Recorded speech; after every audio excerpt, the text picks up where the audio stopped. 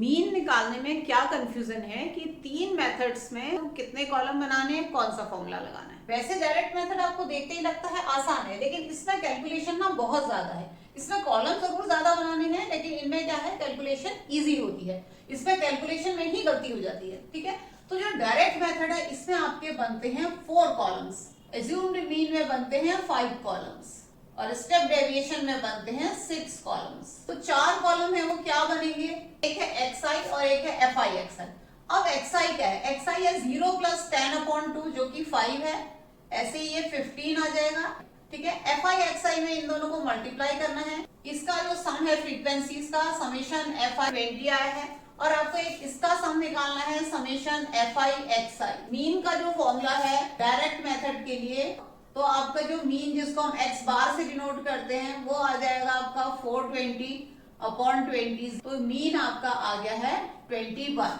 Assumed mean में आपसे कहा 5 कॉलम बनने हैं। एक्सआई तो ऊपर की तरह ही आ जाएगा 5, क्योंकि सेम ही डेटा मैंने लिया है। अब डीआई आपने इसमें से क्या करना है, एक्सआई में से एक आपको कोई भी बीच में से किसी को भी एक एज्यूम्ड मीन मान लेना है।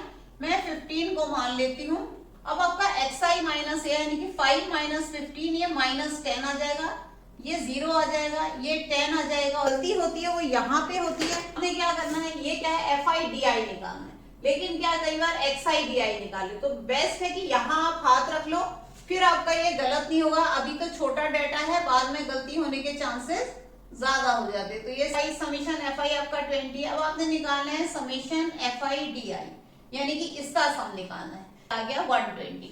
अब जो एक्स बार का फॉर्मूला यानी कि मीन का फॉर्मूला है वो है a plus summation F I D I upon summation F आई।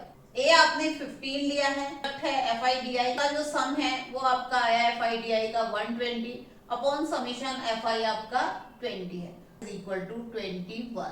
तो यहाँ पर भी 21 आया था, यहाँ पर भी 21 आया है। ठीक है, उसके बाद स्टेप डेविएशन है, उसमें आपके 6 कॉलम है। तो देखते हैं कौन कौन से 6 कॉलम वो है। एफ आई आपको सेम है, तो उसी तरह से यहाँ पर डी आई आ जाएगा।